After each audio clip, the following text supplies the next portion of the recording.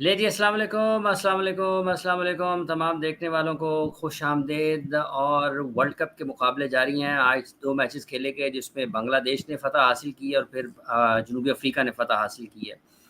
पाकिस्तान ने अब अगला मैच खेलना है जी श्रीलंका के खिलाफ। कल का मैच है इंडिया और ऑस्ट्रेलिया का, ये भी एक बड़ा मैच है। आज के दोनों मैचेस पर हम बात करेंगे। फिर सचिन तेंदुलकर ने भी पाकिस्तान को अपनी 4 बेहतरीन टीमों में नहीं रखा। सऊद शकील के हवाले से बहुत ज़्यादा बात हो रही है। मुझे कहीं याद पड़ता है कि ये 2013-14 का जो था ना, जो पाकिस्तान क्रिकेट बोर्ड का डेवलपमेंट का था साइकिल, ये उसमें अंडर 19 टीम में थे। आज इसके हवाले से भी बात करेंगे कि ये किस तरीके से ऊपर आए हैं।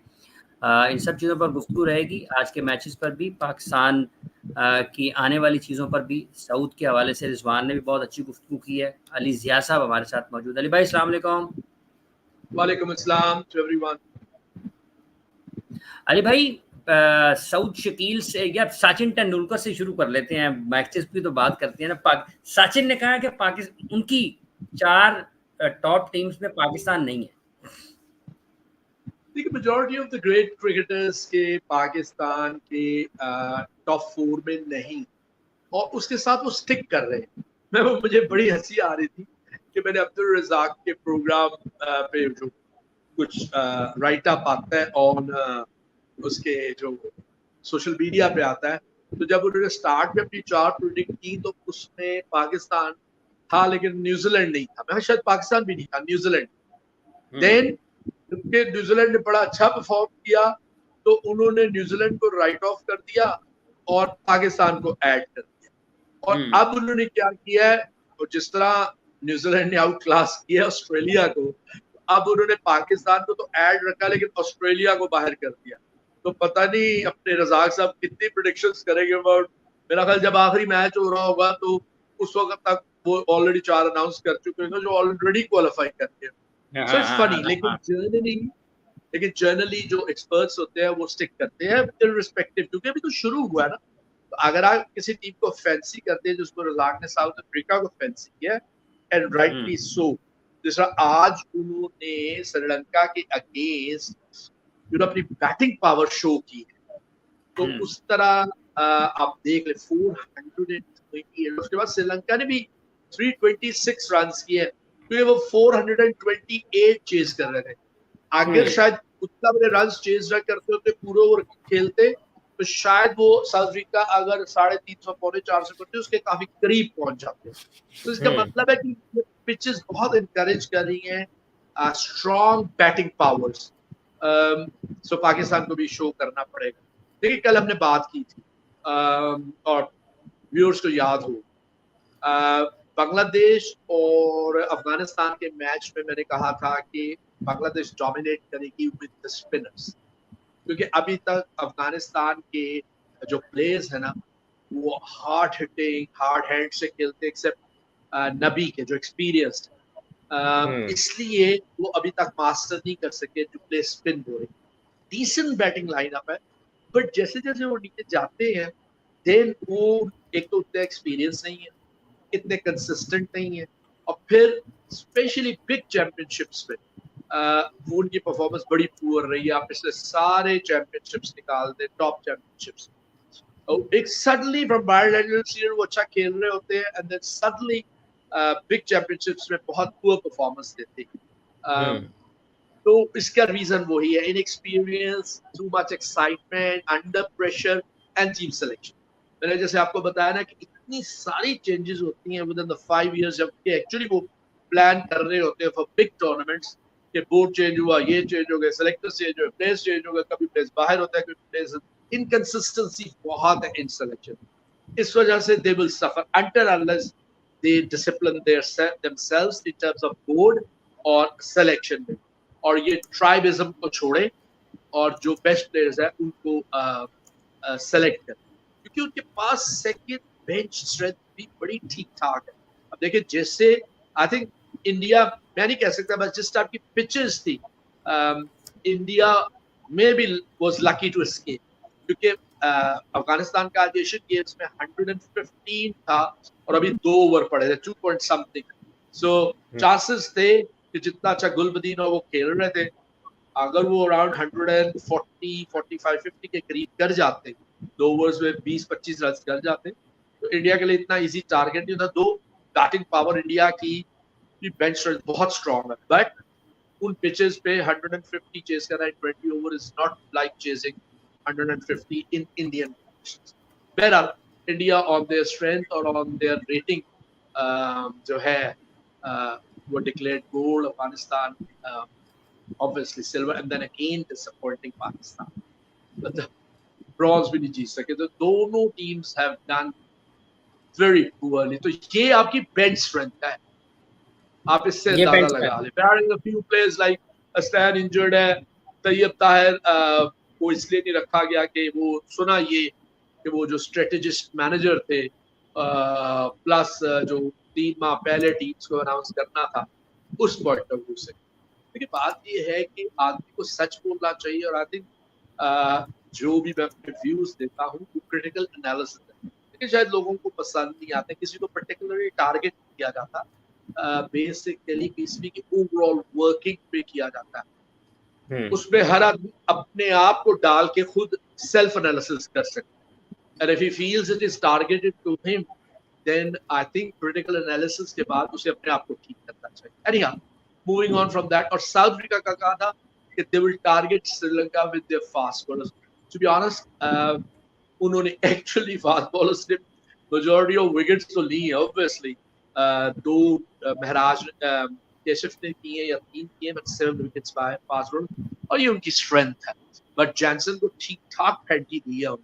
The quickest and one of the best bowlers, 90 plus runs का मतलब है कि जैनसन काफी शॉट कर रहे थे और श्रीलंकन बैट्समैन उसको फैंसी कर रहे थे, but again 102 runs is a huge win.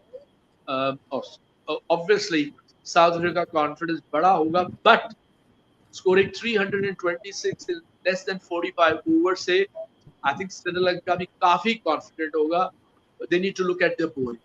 उन्होंने 428 रन क्यों करवाए, उस पे क्या खराबी थी, क्योंकि पेट्रियाना ने भी शॉर्ट पिच किया। इस तरह का बॉलर इनकंसिस्टेंट हो सकता है, एक्शन डिफिकल्ट है, और उसने भी अराउंड 95 रन। तो देखने वाली ये बात है कि हारिस ने भी प्रैक्टिस में 95 रन दिए, एंड देन उसने इस मैच में बड़ा अच्छा जो परफॉर्म किया जो लास्ट मैच था। तो जितने भी ये फास्ट बॉलर्स हैं उनको अपनी लाइन एंड लेंथ को बेहतर करना पड़ेगा as per the pitches on India, otherwise उन्हें ठीक ठाक फैंटनी पड़ेगी, क्योंकि बिग बॉलर्स को द मेन स्ट्राइकिंग बॉलर्स को 90 रन्स हो रहे हैं, यानी जो काबू आ रहा है वो अपनी लेंथ काफी शॉर्ट रख रहा है, उसको ठीक ठाक फैंटनी। अली भाई ये मनीष साहब कह रहे हैं कि आज दिल्ली स्टेडियम में जबरदस्त इलेक्ट्रिक माहौल था, मजा आ गया। ये चौकों और छक्कों का मजा आया होगा इनको, मेरा ख्याल है। अगर आप 428 और 326 रन करते हैं तो दैट्स 750 प्लस रन, तो किसको नहीं मजा आया होगा। वो sixes galore at fours and running between the wicket and powerful batting, stylish batting, artistic batting, जो भी उन्हें कह लें, क्योंकि दोनों तरफ से बहुत ही खूबसूरत batting. And then above all that Markram की हिटिंग। एक टाइम पे तो शायद वो जो थे मेंडिस ये भी 79 रन्स अराउंड 36 and 38 बॉल्स से, तो ऐसे लग रहा था कि शायद आज वो तोड़ ना दें उसका रिकॉर्ड इसका मैक्रम का आज के दिन में, बट अनफॉर्चुनेटली वो 79 पे आउट हो गए, क्योंकि अगर वो खेलते रहते तो मे बी अगले 15 उनके पास 17 बॉल थे, 32 बॉल्स में 79 थे वो, एंड देन आगे उन्होंने 10 बॉलों पे शायद या 36 बॉलों पे रन नहीं कर, तो मे बी 12 बॉलों पे वो 21 कर जाते जिस तरह वो खेल रहे थे। But anyhow good played Sri Lanka, but obviously जो South Africa was too good, और ऑब्वियसली बहुत ही एंजॉयबल टूर। ठीक है अली भाई, दाऊद साहब कह रहे हैं कि don't see Pak reaching top 4 teams, all of the Pak top order defends the ball but not to play ball, the play bowlers not the ball including Babar. मुझे समझ नहीं क्या उन्होंने कहा कि बाकी बाबर के अलावा ज्यादातर प्लेयर्स अच्छा नहीं खेलते। हाँ जी, मेरा ख्याल है। देखिए देखिए बाबर के अलावा भी अच्छे प्लेयर्स हैं जिन्होंने इंटरनेशनल क्रिकेट में ठीक ठाक परफॉर्मेंस दी हुई, मामूल हक, फखर हाँ, जमान। ये ये कह रहे हैं कि ये सारे के सारे बॉलर को नहीं, बॉल को नहीं, बॉलर को खेल रहे होते हैं, ये टॉप 4 में नहीं मे जाएंगे। बी मे बी बात ठीक है, जब आप बॉलर से इम्प्रेस होते हैं, एक खेलना था आपने बॉल को है, ठीक है। और अगर आप बॉलर से इम्प्रेस हो गए तो फिर आपकी अपनी एबिलिटी बैकफुट पे चली जाती है, रियल बैकफुट पे चली जाती है। सो आई थिंक सही कह रहे हैं एट टाइम्स, बट ऑब्वियसली आप ये 100% नहीं कह सकते क्योंकि एवरी प्लेयर डिफरेंट तरीके से रिएक्ट करता है। May be under pressure, world cup के अंडर प्रेशर, पाकिस्तान पे ऑब्वियसली जो प्लेयर्स है ये भी बड़ा प्रेशर है क्योंकि Pakistan just before Asia cup one of the strong favourites थे, एंड देन एशिया कप ने काफी हद तक उनके कॉन्फिडेंस को डाउन किया। Inside dressing room, outside dressing room controversies, too much criticism, captain issues, ये काफी हद तक हमारे यहाँ राइट और रॉन्ग ये काफी इफेक्ट करते हैं। द डिसअपॉइंटमेंट इज कि पीसीबी का जो मीडिया था did not come out with either denial और कि ये बात ठीक है या, और अगर बिहाइंड द डोर्स ये ठीक भी थी कैप्टनसी इशू या जो है ड्रेसिंग रूम, तो उसको उसका डिनायल डेफिनेटली आना चाहिए फ्रॉम पीसीबी। तो वो नहीं आया, तो अब मौका मिलता है लोगों को और कंट्रोवर्सीज क्रिएट करने का, और जिसका जो दिल करता है वो बोलता है। आप किसी को रोक नहीं सकते, उनका ओपिनियन है, you can't stop anyone's opinion. तो चीजों को मैनेज करना आना चाहिए, यू कांट कंट्रोल पीपल, और ना उनकी जुबान को आप कंट्रोल कर सकते हैं। तो इज राइटली, लेकिन ये सारी चीजें उस वक्त दावसा बाहर आती जब टीम के बैट्समैन आउट ऑफ फॉर्म, जब इन फॉर्म होते। देखिए Saud Shakeel is a great addition क्योंकि जितना वो पहला मैच खेला इररिस्पेक्टिव नेदरलैंड की बॉलिंग कैसी थी, बट अंडर प्रेशर था पाकिस्तान, रियल अंडर प्रेशर था। और अगर अंडर प्रेशर में आके इतना अच्छा खेल रहा, 32 बॉल्स में 50 कर रहे थे। So he has the variety of shots, right shot selection की, and I think he is an asset. I think he is also in the making of a very very good player in जो है white ball cricket. One thing I think he will be tested, जो कि obviously he has got the ability to adjust against quick bowlers who are tall, क्योंकि कद छोटा है, the bounce can, मैं bouncer की बात नहीं कर रहा, मैं शॉर्ट पिच बॉलिंग की बात कर रहा हूँ जो अराउंड चेस्ट हाइट तक आता है, जिसपे आपको फेंड भी करना पड़ता है रिब्स वाली साइड पे इधर। सो होपफुली वो उसको भी अच्छा खेलता है, but it's a very good addition. Saud Shakeel allrounders ने अच्छा परफॉर्म किया, let's see how they perform against good.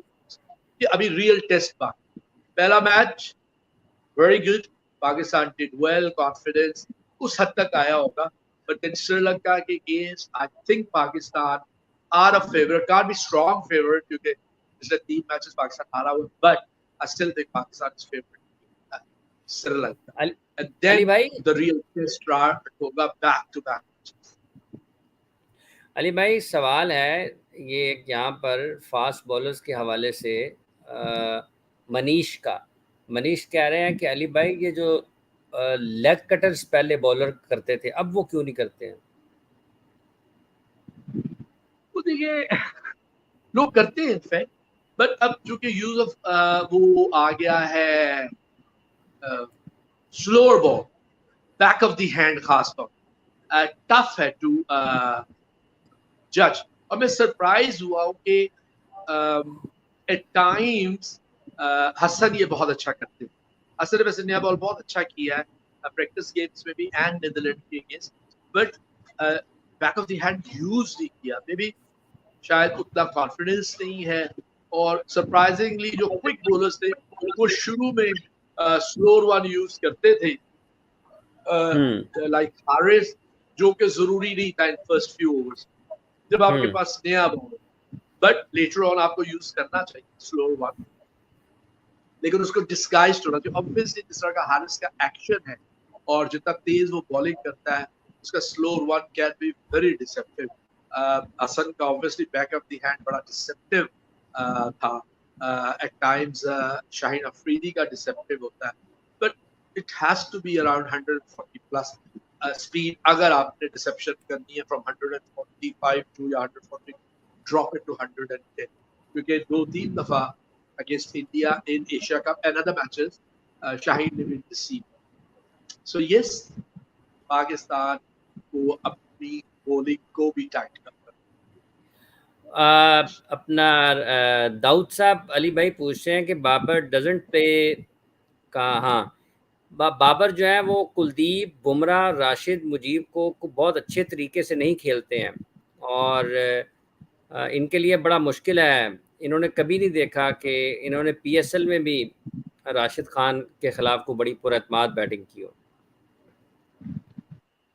देखिए, एट टाइम्स बाबर थोड़ा सा सेल्फिश होता है in terms of batting more balls.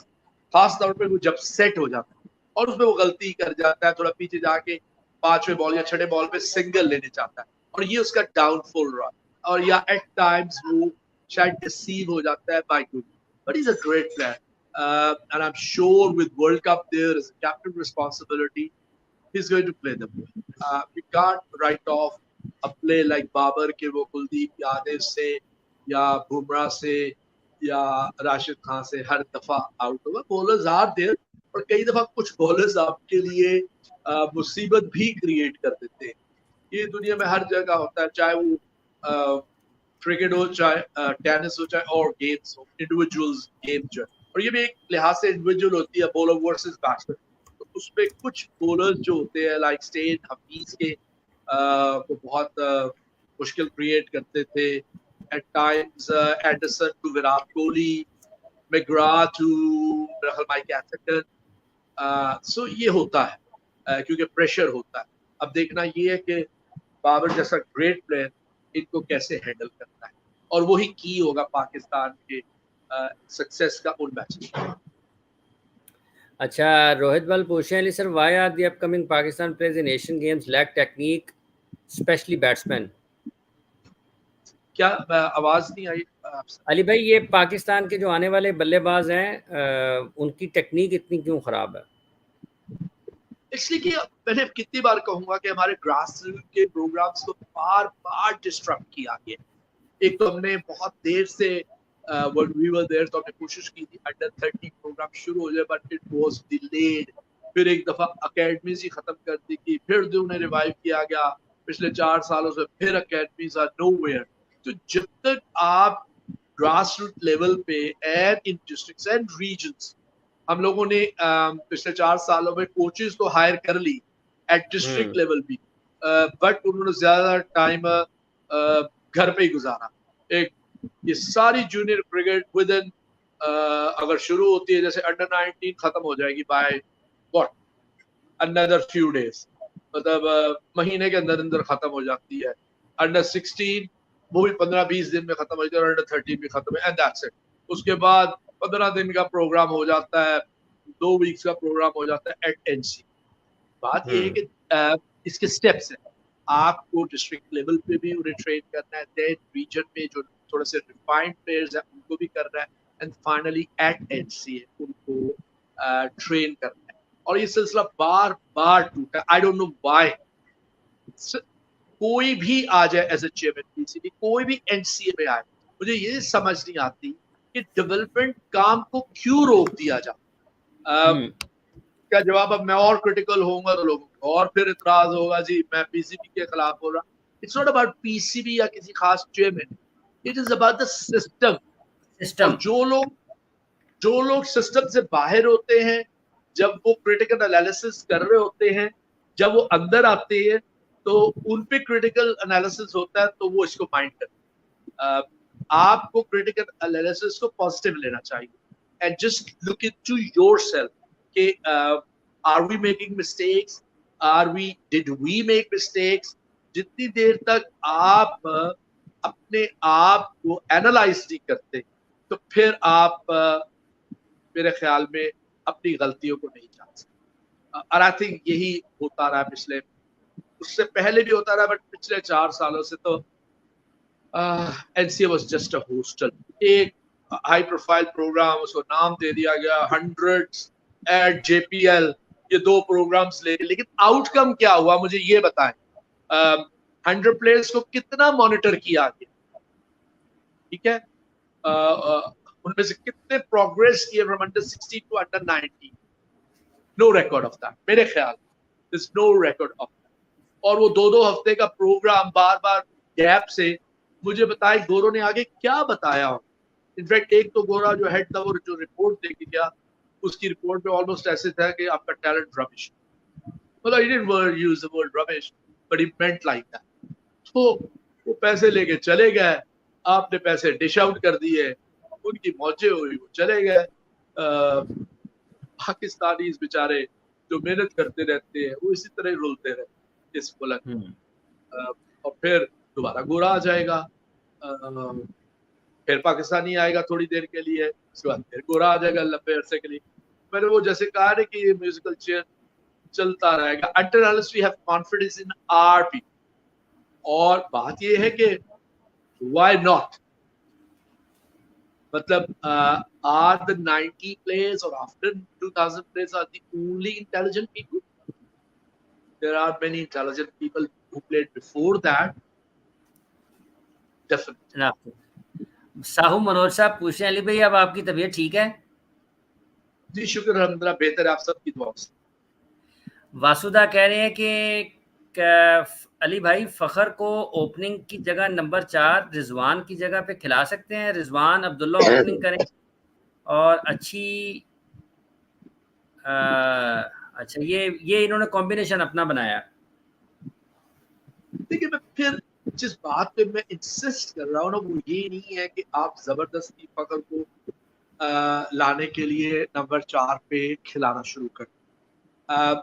Fakhar का पास्ट रिकॉर्ड बहुत अच्छा है, there's no doubt about it। लेकिन इस वक्त not only that out of form से ज्यादा वो शेप अच्छा कर रहा होता है, but then suddenly within 20 runs something goes wrong, his concentration, and then he plays bad shot and consistently bad खेल रहा है, and his body language is not that strong, so I think he needs a rest to think about कि मैं क्या गलती बार बार कर रहा हूँ, तो एक ही गलती है बार, ठीक है, work if it's technique, work a little bit on that। बहुत ज्यादा टिंकरिंग की जरूरत नहीं है, अगर टेक्निकल मिस्टेक है या कंसंट्रेशन पे है तो उसमें थोड़ा सा काम करे, लंबी बैटिंग करे इन द नेट्स, दो नेट्स एंड मैच को मिलाया नहीं जा सकता, बट स्टिल लंबी बैटिंग के साथ सॉरी आप थोड़ा सा अपना कॉन्फिडेंस वापस, क्योंकि इस वक्त रिजवान जितना अच्छा खेल रहा है, अगर आपने उसको चौथे नंबर से हटा दिया, क्योंकि नए बॉल पे आउट होने के चांसेस होते हैं, though Rizwan probably is the most consistent player इस वक्त Pakistan, even more than Babar consistency में in big tournaments also. I think Babar also needs to prove that in big tournaments, क्योंकि आप देख लें पिछले 3-4 बिग चैंपियनशिप्स में बाबर उतनी ग्रेटनेस से बैटिंग नहीं कर सकता जितनी क्वालिटी उसमें है और जितना उसकी capabilities. So I think he needs to look at that and take more responsibility and play normally। उसे इन लोगों पे नहीं जाना चाहिए कि उसका स्ट्राइक रेट कम है, I'm sure कि उस पे नहीं जाता हूँ, but कभी-कभी प्रेशर आपको थोड़ा सा तंग करता है, so he needs to take that pressure off। वो जो hats of pressure है ना, the hat of pressure, उसको एक तरफ फेंक and just play normal। He's a great player, he's got the making of one of the greatest of Pakistan and maybe the world also is decade, जो ये decade चल। So I think batting order में जो last match खेले फिलहाल तो पाकिस्तान को उसी बैटिंग ऑर्डर के साथ जाना चाहिए, minus Fakhar, but I still think Fakhar खेलेगा against may be one more chance, क्योंकि इमाम भी आउट ऑफ फॉर्म है, तो लेट्स सी अब्दुल्ला शफीक को अब कब चांस मिलता है, क्योंकि अब्दुल्ला शफीक की प्रॉब्लम ये रही है कि उसने जब 50 किया और फिर वार्म अप मैच में वो अगेन इनकंसिस्टेंट, तो आई थिंक उसको भी कंसिस्टेंट होना पड़ेगा और अपनी जगह बनानी पड़ेगी as an opener. I don't think मुझे उसके वो कमेंट्स अच्छे लगते कि मुझे जहां बन सकता, is an opener and should be thinking about opening for Pakistan.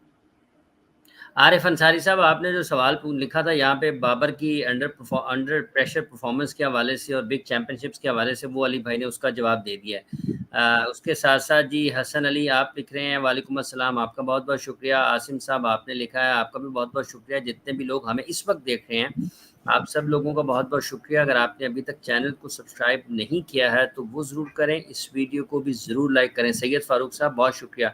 Ahmad Ali thank you very much, आपका भी बहुत बहुत शुक्रिया। साहू मनोज साहब थैंक यू वेरी मच, आपका भी बहुत बहुत शुक्रिया। और हमें ज्वाइन किया जी इस वक्त पाकिस्तान क्रिकेट टीम के साबिक कप्तान जनाब सलमान भट्ट वालेकुम। साहब। सैयद फ़ारूक साहब भट्ट साहब आपको यौम पैदाइश की मुबारकबाद दे रहे हैं जी भट्ट साहब। बहुत शुक्रिया जी, अस्सलाम थैंक यू। वालेकुम एंड वालेकुम हैप्पी अली भाई, birthday Salman. Thank you Ali भाई, बहुत शुक्रिया, थैंक यू वेरी मच। अच्छा, अभी भट्ट साहब यहाँ पर सवाल एशियन गेम्स के हवाले से आया था कि पाकिस्तान के जो आने वाले बल्लेबाज हैं नौजवान, उनकी तकनीकी लिहाज से इतने मजबूत नहीं है। और सचिन ने भी जो पाकिस्तान की जो अपनी जो टीमें रखी हैं वर्ल्ड कप के लिए, 4 सचिन तेंदुलकर साहब ने पाकिस्तान को नहीं रखा है। तो ये सिर्फ एशिया कप की वजह से पाकिस्तान टॉप प्लेयर्स की टॉप 4 में से निकला है, या फिर ओवरऑल कॉम्बिनेशंस को देखते हुए पाकिस्तान निकला है टॉप 4 में से? पहले टेक्निक की बात कर लेते हैं। तो आपने कब आखिरी दफ़ा सुना था कि टेक्निकली काम के लिए कोई कैंप लगा है?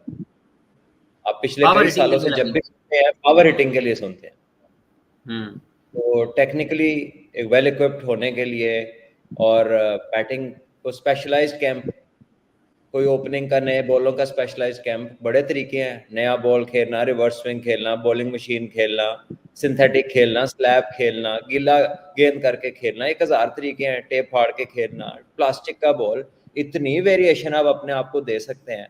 लेकिन आपका पर्पस एक ही होना चाहिए कि आप मिनिमम जो है ना लॉस ऑफ विकेट के ऊपर आप लंबे से लंबी बारी लें। आप फिर आपके उसमें प्रोसेस के अंदर आपके शॉट्स भी बनते जाते हैं, शॉट सिलेक्शन भी बनती जाती है, टेम्परामेंट भी डेवलप होता है, जो मसल ग्रुप्स हैं वो भी स्ट्रेंथन होते हैं। लेकिन हम तो जब भी सुनते हैं फास्ट बॉलिंग कैंप, स्पिनर्स का कैंप, पावर हिटिंग का कैंप, बाकायदा नाम पावर हिटिंग रखा जाता है और छोटे बच्चों में भी यही शुरू करा दिया। तो टेक्निक तो पिछले कुछ अरसे में उस पर इतना कह लीजिए कि हमने एम्फसाइज किया नहीं जिस कदर होना चाहिए। और दूसरा, एशिया कप में आपको इनफॉर्म अगर क्रिकेटर्स देखते हैं तो आपको सैम अयूब को लाजमी रखना चाहिए था, आपको आजम खान को रखना चाहिए था। रोहेल नज़ीर कीपर बैट्समैन है, T20 और इंटरनेशनल मैच है ये कोई ऐसे मैच नहीं थे कि जो शाहीनों के मैच थे, ये इंटरनेशनल स्टेटस था इन मैचेस का। जो लड़के पाकिस्तान नहीं खेले थे वो ये मैच खेल के इंटरनेशनल प्लेयर हो गए। सो अब ये आई थिंक यहाँ पर ये डिजर्व करती थी कि आप अपनी इनफॉर्म ऑप्शंस को ज़्यादा इस्तेमाल करें। लेकिन अब ये नहीं पता कि ये टीम पहले वाले बना गए थे या अब बनी है, ये वाला अल्लाह को पता है। आई थिंक हारून ने ये बनाई थी, हारून, और उस वक्त उनके साथ जो सिलेक्शन कमेटी थी वो मेनली ब्रैडबर्न थे, जो वापस आ रहे थे आफ्टर ईयर प्लस, बल्कि उससे भी ज्यादा। और उन्हें क्या पता था लोकल प्लेयर्स को, फिर स्टैट्स में गए होंगे। And on top of that वो अपने जो हसन चीमा साहब थे स्ट्रेटेजिस्ट मैन, फिर टीम उन्होंने बनाई थी और ये कहा जी कि 3-4 माह पहले हमें बनानी पड़नी थी वीजा वगैरह के लिए, बना थे 3-4 माह पहले भी कुछ प्लेयर्स ऐसे इनसे बेहतर थे जिन्हें भेजा जा सकता।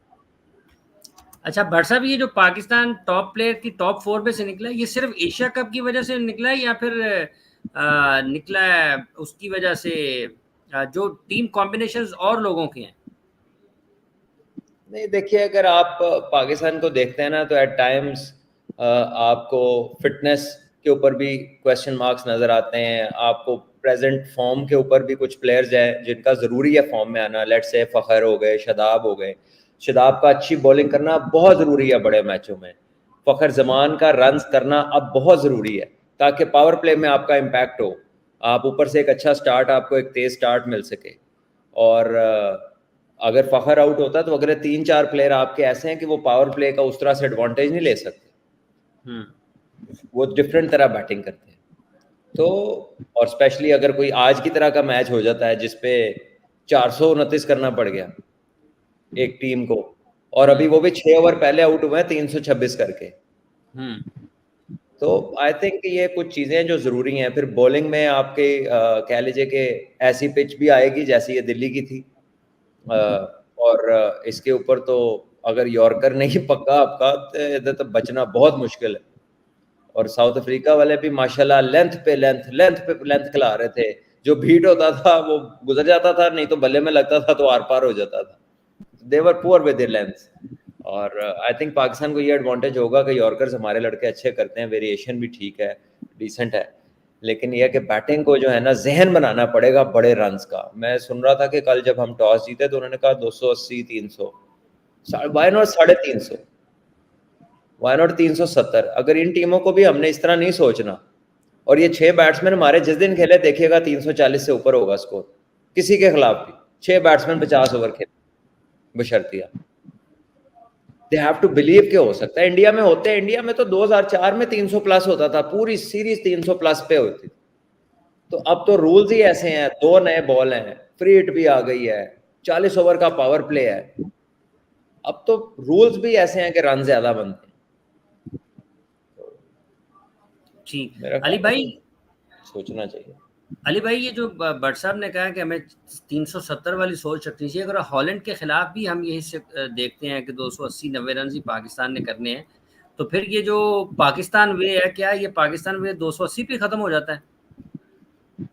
देखिए, नीदरलैंड के खिलाफ ओवरसी अर्ली विकेट्स गिर गई, जो खास तौर पे सलमान ने एम्फसाइज किया है on the top 6 batsman scoring runs, क्योंकि असल प्रॉब्लम पाकिस्तान इस वक्त है अ पुअर ओपनिंग पार्टनरशिप। पूरी कहूंगा अगर हर बार 25-30 पे 2 गिर जाती है विकेट्स, और जब बाबर आउट हो जाता है तो ऑब्वियसली एक्सट्रीम प्रेशर आ जाता है।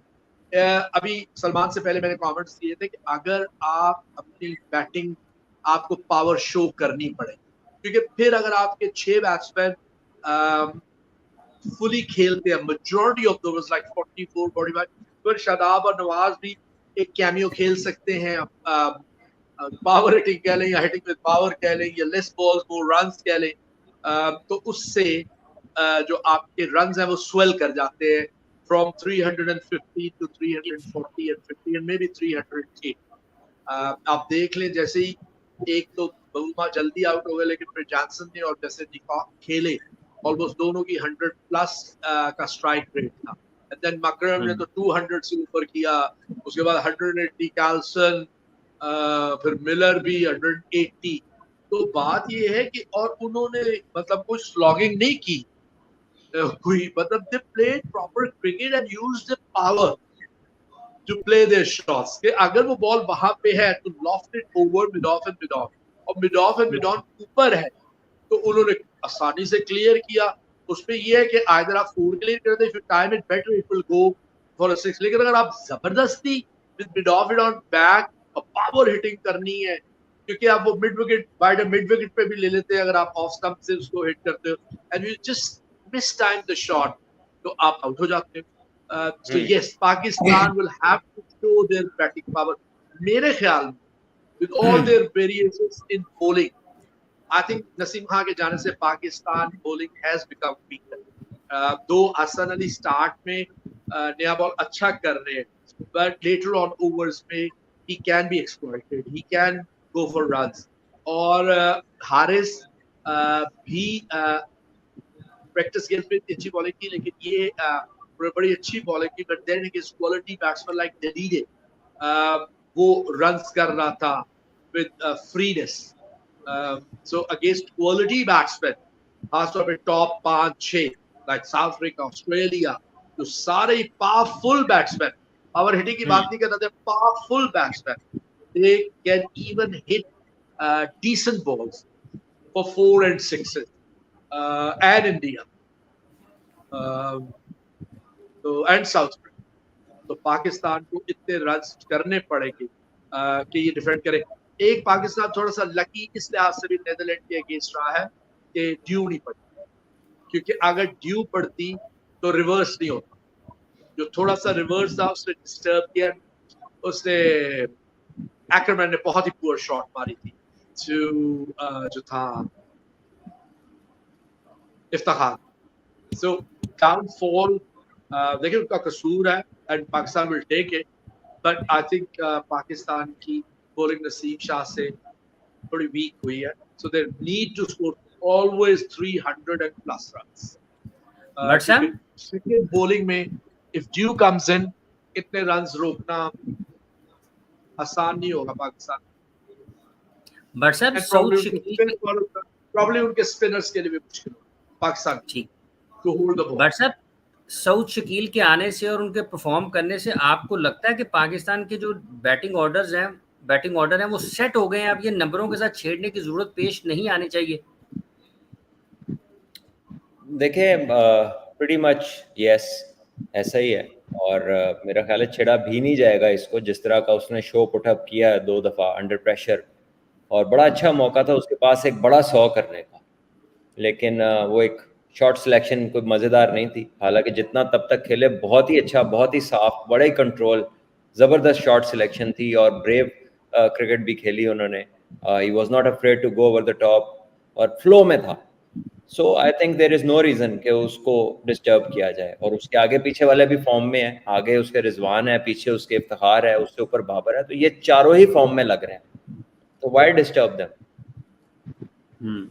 मजमूई तौर और पर बट साहब साउथ की जो सबसे अच्छी बात थी सलमान, आपने देखा होगा कि उसने जब हिटिंग की है ना, उसने स्ट्रेट मिड ऑन के ऊपर, क्योंकि आपका ज्यादा कंट्रोल होता है, क्योंकि ऑब्वियसली जब आप क्रॉस बैटेड शॉट मारते हो तो आपके थोड़े से रिस्क बढ़ जाता है, और आप ज्यादातर शॉट्स को स्वीप और राइट बॉल को, यॉर्कर को स्वीप नहीं मार रहा था, और इनफैक्ट जिस बॉल को जो यॉर्कर था वो half sweep and then last minute पे उसने किया, उसी पे वो आउट हुआ, बट जनरली उसने सामने हिटिंग की और विद कंट्रोल। तो आप ये देख लो कि एक 5 फुट 3 इंच का या 4 इंच का बच्चा भी हिटिंग कर सकता है विद पावर, पावर हिटिंग नहीं, हिटिंग कर सकता है with power playing conventional. Bhatt साहब अभी जैसे सऊद की बात हो रही है, पाकिस्तान ने बहुत ज़्यादा पावर हिटर्स को आजमाया भी है, शुरू में उस पर बात भी हो, कई खिलाड़ी हैं, कई उनके नाम लिए जा सकते हैं, लेकिन इतने कंट्रोल के साथ फिर जो खेलते हैं उनकी बात क्यों नहीं होती? अगर इनकी बैटिंग को देखा जाए तो आप किस तरीके से समझते हैं कि जो ये हमने गुज़िश्ता 2-3 वर्षों में जो बातें की हैं, ये उसी का असर है कि हम अच्छे बल्लेबाजों से महरूम होते हैं और सऊद शकील की और इसके नंबर पर खेलने वाले दीगर बल्लेबाजों में फ़र्क आपको क्या लगता है और उनको आप कहाँ पे फिर मुस्तकबिल में देखते हैं? देखिए जी, रिस्क फ्री खेलता है वो, और जिनका आप जिक्र कर रहे हैं पावर हिटर्स का, उनका एलिमेंट ऑफ रिस्क बेइंतहा ज़्यादा है। They are more likely to score occasionally, और a person like Saud Shakeel is likely to score 7 out of 10 times, 8 times, क्योंकि टेक्निक का फ़र्क है, क्योंकि शॉट सिलेक्शन अच्छी है और रन्स बनाने आते हैं, क्योंकि टेक्निक अच्छी है तो अंडर प्रेशर भी वो रन्स बनाने, स्ट्राइक रेट को मेंटेन कर सकता है, because he knows how to play different shots, execution उसकी बड़ी अच्छी है और बैलेंस अच्छा है। सो टेक्निकली करेक्ट होने से, अब आप अगर शुभमन गिल को देखते हैं या श्रेयस अय्यर को देखते हैं या इंडियन जितने भी बैटर्स हैं, एक भी स्लॉगर नहीं है उनमें से, वो बड़े रन्स करते हैं, तेज रन्स करते हैं, क्योंकि शॉट सिलेक्शन इतनी पक्की हो गई हुई है, बैटिंग कर करके, लंबी बैटिंगें कर करके, for every ball they respond जो होना चाहिए मेरिट के ऊपर, और जब आप हर बॉल को मेरिट के ऊपर खेलते हैं तो इवेंचुअली वो आपको रन्स देती है। और फिर एक टाइम आता है कि आपके पास बहुत वक्त होता है, और जो पावर हिटर्स होते हैं ना, इनकी गेम में बहुत ज्यादा प्री मेडिटेशन का एलिमेंट भी होता है, इन्होंने पहले से जगह ताड़ी होती है किधर मारनी है मैट, और जब वो गेंद वहां पर नहीं मिलती तो फिर लगता है ना बैलेंस है, लगता है बैट किधरे, सिर किधरे, लत किधरे। तो ये जो अली भाई बार बार बात करते हैं ना हिटिंग विद पावर, उसमें टेक्निकली करेक्ट होना बड़ा जरूरी है। You can't hit with power अगर आपकी टेक्निक नहीं है, ठीक है ना, खाली, वरना तो कोई पहलवान बल्ला पकड़ ले तो फिर लाशें पा देगा, गेंद 4 टोटे कर देगा, ऐसे नहीं होता। So you need to have that flow, आपके बैट का पाथ क्लियर होना चाहिए, आपकी फीट मूवमेंट अच्छी होनी चाहिए। ये कुछ जरूरी चीजें हैं जो आती हैं उस पर काम करने से, खाली जोर लगाने से काम नहीं होता। और वैसे बाय द वे जोर किसी चैनल है नहीं कि उन्होंने जोर दी बेस ते पावर हिटर कह दो, जो अगर जेन्युइन आपने कोई एथलेटिक पावर देखनी है ना, तो जरा साउथ अफ्रीका के प्लेयर देखें, ऑस्ट्रेलिया के प्लेयर देखें, इंग्लिश को देखें, they spend months in the gym. हमारे यहाँ अभी तक कोच इस तरह के हैं, वो तेरा कद छोटा रह जाएगा, वजन ना चुकी, ठीक है, वो तू स्टिफ हो जाएगा, वो तू WWF जाना है। पता नहीं इन्होंने कब पढ़ना है, कब ये किताबें सही वाली पढ़ेंगी, कब ये इनको समझ लगेगी कि दुनिया किधर चली गई है। ये अभी तक वही है, ग्राउंड ट्रेनिंग, दौड़ ला लो, डंड ला लो, ये गुजर गया वक्त। अब क्रॉसफिट पे दुनिया चली गई है, रेजिस्टेंस ट्रेनिंग पे चली गई है, हार्ट रेट ऊपर करके अगले बीच में रेस्ट ही नहीं लेते, बीच में स्विमिंग है, बीच में रनिंग है, उसके बीच में पावर लिफ्टिंग है। दुनिया में सबसे तेज एथलीट जो है ना, वो यूसैन बोल्ट, वो जिम में इतनी ट्रेनिंग करता है, वो पागल है। एक्सप्लोसिव एनर्जी आती ही पावर से है, मसल से आती है एक्सप्लोसिव एनर्जी, वो लंबी रनिंगों से नहीं आती। तो हमें जब जितनी जल्दी समझ आ जाएगी ना, उतनी जल्दी हमारा फायदा है। जी जी जी अली भाई, दो चीजें सलमान, एक तो हसन आपको हैप्पी बर्थडे कह रहे हैं। जब आप पावर हसन हिटिंग की बात करते हैं, जब आप पावर हिटिंग की बात करते हैं ना, या मैं भी सोचूं कि वो पावर हिटर है, या बच्चे जब सोचता है तो सोचता है वो छक्के मारने हैं, छक्के मारने हैं, ठीक है, जो स्ट्रेट अवे रिस्क है, क्योंकि if you until unless you time it well, आप और बाउंड्री पे फील्डर आप आउट हो गए। बट हिटिंग विद पावर में ना, आप वो चूज करते हो, you leave yourself with two options, कि मैंने का एक्स्ट्रा कवर के ऊपर से लॉफ्ट करना है, अगर बहुत अच्छा टाइम होगा 6 होगा, नहीं तो 4 भी हो जाएगा, मिड ऑफ मिड ऑन के ऊपर से लॉफ्ट करना है। तो आप ज्यादातर maximum full face of the bat से हिटिंग करते हो, स्लाइस करते हो over the top of point. तो ये टाइमिंग है ना, ये पावर हिटिंग तो नहीं है, वहां 6 भी हो जाता है, 4 भी हो जाता है, ठीक है। दूसरी बात जो है ना, इफ्तिखार को पिछले 2-3 सालों से वेस्ट किया। इफ्तिखार की बैटिंग टेक्निक भी बहुत अच्छी थी, and he can hit with power, उसने टाइम आफ्टर टाइम प्रूव किया, बट अगेन उसकी कोई प्लेस नहीं।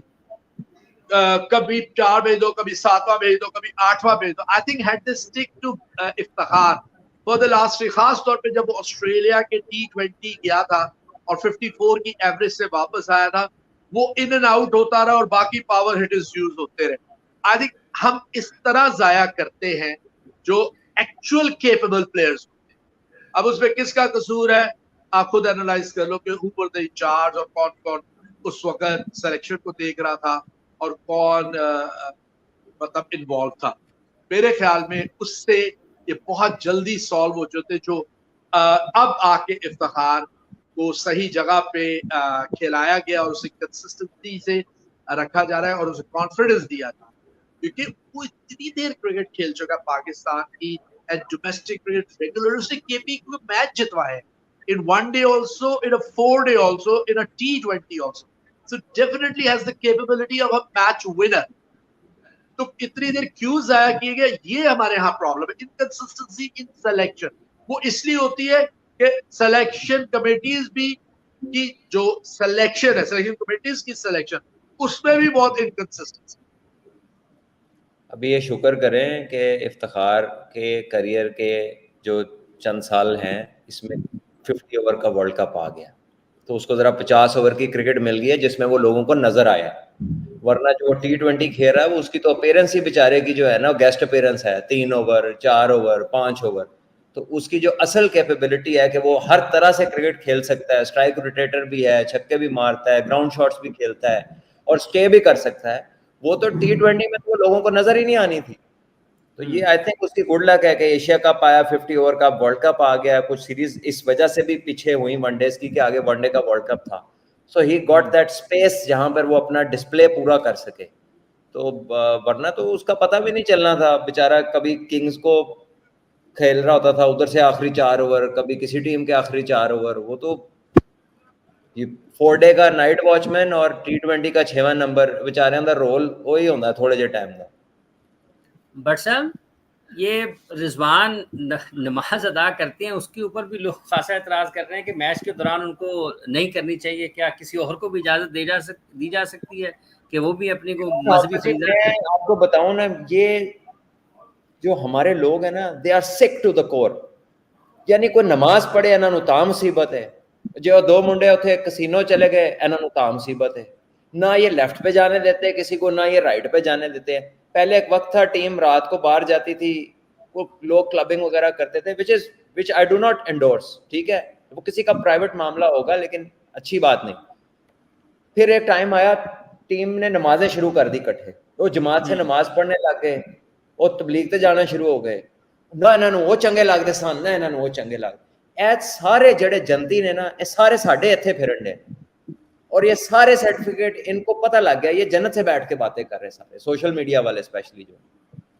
और जितना ये सोशल मीडिया का बेड़ा गर्क ये पिछले दौर में हुआ ना हमारे, तो हमारे बेस्ट कप्तान जी ने किया है। वो बद जबानी पता नहीं कितों आ गए ने, केड़े जन्नत के खाने चो बोलते ने, और ऐसा लगता है कि इनकी जिंदगियों में कोई ऐब है ही नहीं, इनकी जिंदगियों में कोई बुराई है ही नहीं। ये ना किसी की अच्छाई से खुश है, ना किसी की बुराई से खुश है। तो इनका जिक्र ही ना किया करें हाफिज जी, ये वर्थ इट ही नहीं है ये लोग। एंड आई डोंट केयर कितने नंबर्स में है ये they do not deserve a mention. छड़ दो इस गल को, उसका और अल्लाह का मामला है यार। रिजवान का मुझे क्या पता उसके दिल में क्या, मैं कौन होता हूं उसे कुछ कहने वाला। ये एवं ही हर एक जो है ना गवाह बने हुए हैं कि चंगा है पैड़ा है, चंगा है पैड़ा है। चलें भट्ट साहब, अब इंडिया और ऑस्ट्रेलिया का जो कल मैच है, आपके ख्याल में जो एशिया कप के मैचेस उन्होंने खेले हैं और सीरीज अपने मैदानों पर जीती है, ये इसी एतमाद के साथ आगे बढ़ सकते हैं? और दूसरा, क्या ऑस्ट्रेलिया को के ऊपर बर्तरी उन्हें होगी? गो के ऑस्ट्रेलिया की बैटिंग आपके ख्याल में थोड़ी सी उतनी मजबूत नहीं है, कोई बर्तरी के साथ है, या ऑस्ट्रेलिया अपनी रेपुटेशन के ऊपर ये वर्ल्ड कप अच्छा खेल सकता है? हाँ, ऑन पेपर आप कह सकते हैं कि इंडिया को डेफिनेटली बर्तरी है, लेकिन एक दफा जब मैच शुरू हो जाता है ना हाफिज जी, फिर 2-3 की ही बारी लगनी होती है। So unless you get them out, उनकी विकेटें ले लें, तब तक वो खतरा है, चाहे वो कोई भी टीम, और स्पेशली टीम लाइक ऑस्ट्रेलिया। उन्होंने लास्ट मैच में कर दिया था ना 350 प्लस, और जब इंडिया की विकेट गिरी तो प्रॉब्लम हुई थी। सो यस, वो एक मेंटली एक दे नो कि India one most matches previously recently, और टीम चेंज करके भी जीत गए, लेकिन दैट डज नॉट गारंटी के कल भी जीत जाएंगे। They will have to play well, और ऑस्ट्रेलिया ऐसी टीम है कि वो पूरी फाइट करती है, तो इजी नहीं ले सकते।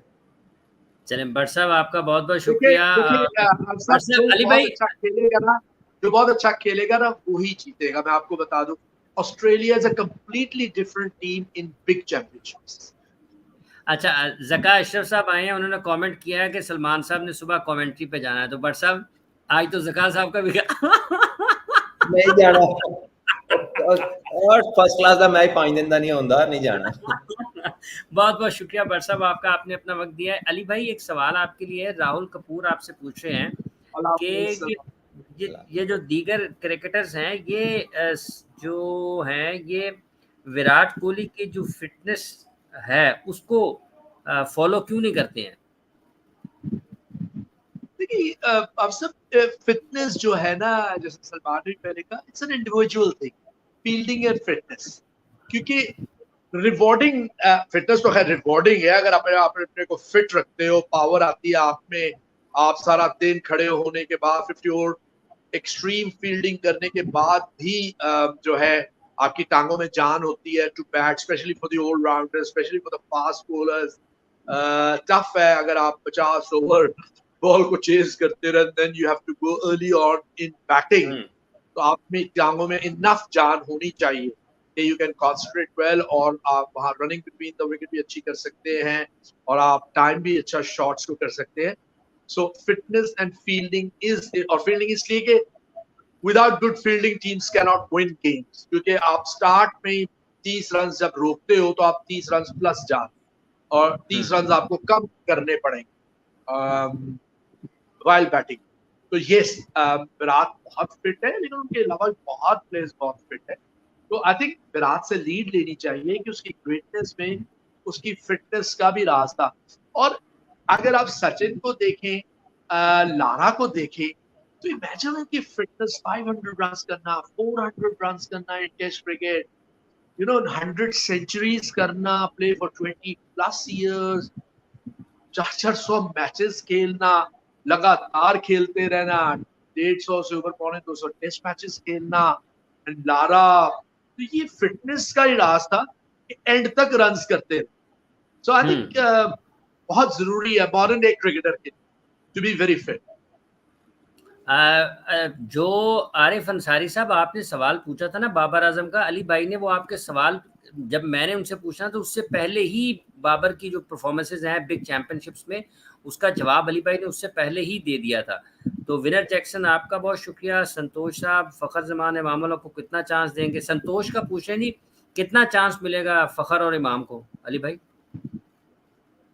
आई थिंक फखर इमाम से ज्यादा फेलियर हुआ है, क्योंकि जिस वक्त इमाम ने रन किए थे एशिया कप में, फखर फेल हो रहा था और इनफैक्ट ड्रॉप भी हो गया था लास्ट मैच में अगेंस्ट श्रीलंका, फिर खिला दिया गया बिकॉज ऑफ वो डकवर्थ और बारिश की सोच की वजह से। So I think it's about time के फखर को थोड़ा सा रेस्ट, लेकिन इमाम को अभी खेलना चाहिए क्योंकि इमाम अच्छा शेप कर रहा है, बट देन वही है bat shot selection, it needs to work on. ठीक है। आमिर अंसारी साहब, अब कल बात करेंगे। अभी आज के अली भाई, फखर जमान की आरिफ अंसारी साहब और आमिर अंसारी साहब और जितने भी लोग हमें देख रहे हैं इस वक्त, आप सब लोगों का बहुत बहुत शुक्रिया। बाकी बातें कल होंगी, काफ़ी रात हो गई है। आमिर अंसारी साहब का नाम सुन के अली भाई की चेहरे पे भी मुस्कुराहट आ गई है, तो कल करेंगे बाकी बातें। अली भाई आपका बहुत बहुत शुक्रिया, तमाम देखने वालों का शुक्रिया, जितने भी लोग हमें इस वक्त, अगर आप लोगों ने अभी तक ओहो, आप हुसैन साहब आपका सवाल रह गया, अनवार हुसैन साहब आपका सवाल रह गया, ओहो हो, चलें कल कर लेंगे इंशाल्लाह ताला, रह गया आज का। अच्छा जी, चैनल को सब्सक्राइब करें, जितने भी लोग हमें इस वक्त देख रहे हैं वीडियो को ज़रूर लाइक करते चले जाएं। चेतन शर्मा साहब, थैंक यू वेरी मच, आपका बहुत बहुत शुक्रिया, तमाम देखने वालों का शुक्रिया। कल आप लोगों से दोबारा मुलाकात होगी, बहुत सा ख्याल रखें, हमें इजाज़त दें, अल्लाह हाफिज़।